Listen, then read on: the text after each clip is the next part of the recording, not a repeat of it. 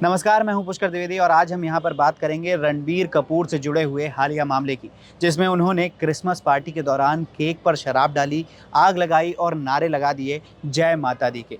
इस पर उनके खिलाफ शिकायत दर्ज हो गई है। तो आज इस पूरे मामले को समझेंगे ब्रिज जी से।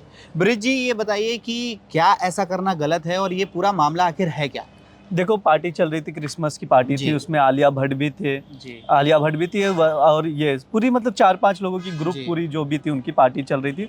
उसमें क्या किया गया, केक के ऊपर शराब डाली गई और जी जलाया गया। जी उसमें रणवीर ने सिर्फ बोला जय माता दी। जी इंटेंशनली किसी को मतलब किसी भी हिंदू धर्म हो या कोई भी धर्म जी उसको ठेस पहुंचे या आहत पहुंचे उसके लिए उसने तो बोला नहीं। जी। मतलब इंटेंशन नहीं था उसका किसी भी ओके। तरह का।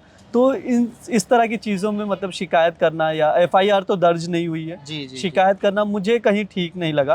बाकी ओके। चीज़ें हैं, सबकी अपनी अपनी चॉइस है। हो सकता है संजय तिवारी को लगा हो कि उनकी हिंदू वही धर्म, बात है हाँ। कि जैसे संजय तिवारी जी ने ऐसा बयान दिया कि हिंदू धर्म की जो मान्यता है उसमें ऐसा माना गया है कि अगर अग्नि देवता का आह्वान किया जाता है तो उसमें घी डालकर आग लगाई जाती है, ना कि शराब डालकर। बिल्कुल। शराब डालना हिंदू धर्म को ठेस पहुंचाना है। तो हाँ, क्या आप इस बात से किस हद तक सहमत हैं? मैं भी वो शिकायत पढ़ रहा था, उसमें जो जी चीज़ें कही गई थी जी कि जो आग जलाने का वो दूसरे रिलीजन के लिए केक की चीज़ें थी, जी वो चीज़ें बिल्कुल मतलब हमारे रिलीजन में फॉलो ही नहीं होता है। तो जी। आप हमारी देवी माँ का नाम क्यों ले ले?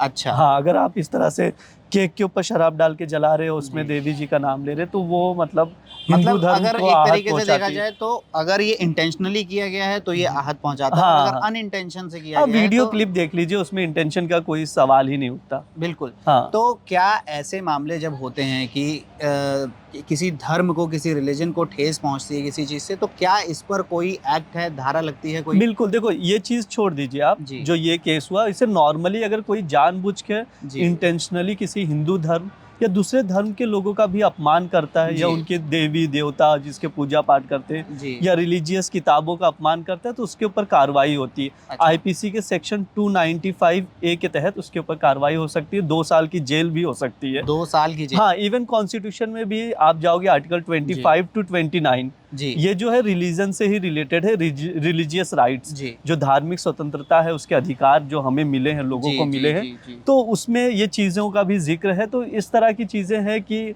आप किसी के धर्म को ठेस ना पहुंचाएं। तो जो ये पूरा मामला है, ये अगर क्लिप देखकर जज किया जाए तो तो इसमें कोई कोई इंटेंशन इंटेंशन नहीं नहीं है, था। बिल्कुल। लेकिन अगर ऐसा होता है तो उनके ऊपर 295 ए के तहत कार्रवाई कार्रवाई की हो, जा सकती है। बिल्कुल बिल्कुल। तो जैसा कि हमने ब्रिज जी से समझा कि इस पूरे मामले पर क्या धाराएँ लग सकती हैं और रणबीर को कितनी मुश्किलें हो सकती हैं अगर ये इंटेंशनली किया गया होगा। तो इस मामले से जुड़ी बाकी अपडेट्स के लिए जुड़े रहिए।